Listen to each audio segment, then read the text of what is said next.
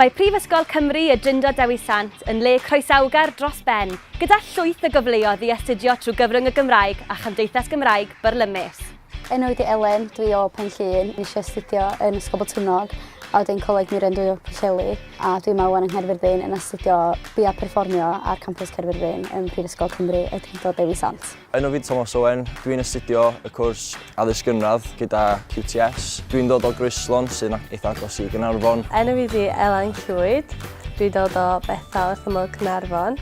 Fy enw i yw Lois Pennant, dwi'n byw yn Bethel Caernarfon ac o'n i'n ddisgybl yn ysgol Brynderfel, Llanrug, a dwi'n astudio therapi chwaraeon. So nes i ddod i Drindod oherwydd o'n i wedi gweld lot am addysg a o'n i'n gwybod bod yma'n lle da ar gyfer addysg gynradd.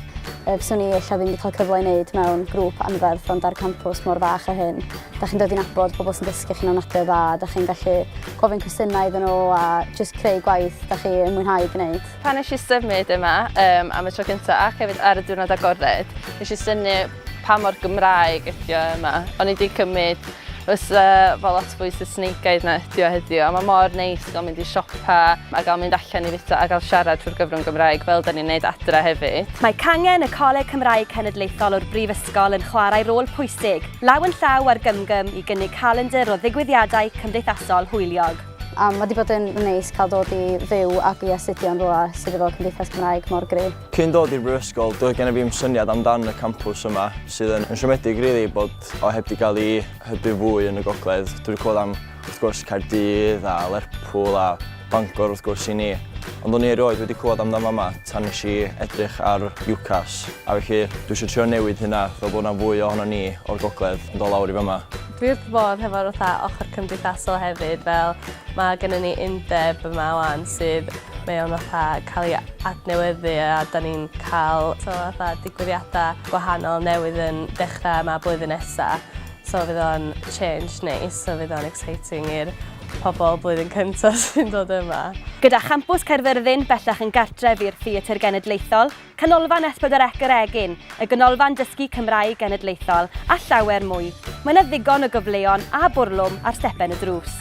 Mae bywyd yn y dre yn lot o hwyl, lot o bethau i wneud.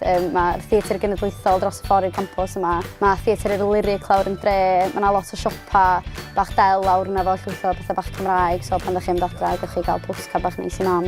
Ia, oes, lot o bethau da i wneud yma. Mae yna digon o'n ni o gwmpas fy yma efo ceir a bellu a dwi'n dreifio adra bob 2-3 wsos beth bynnag.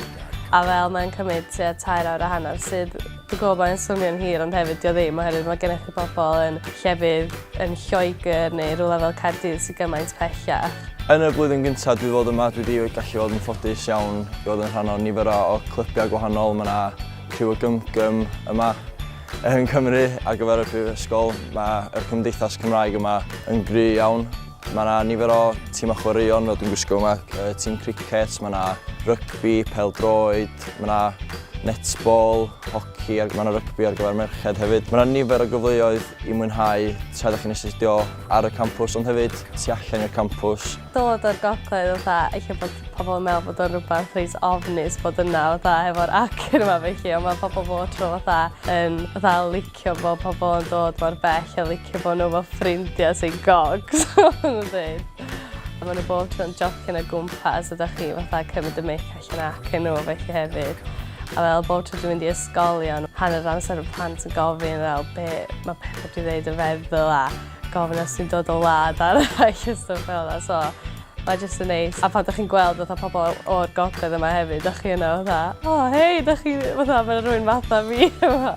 Mae'r pobl yma ar gampws Caerfyrddin yn aml yn cael ei ddisgrifio fel un teulu mawr, ac mae'r gofal, cyfeillgarwch a'r cefnogaeth yma yn sicrhau'r profiadau gorau i'n myfyrwyr.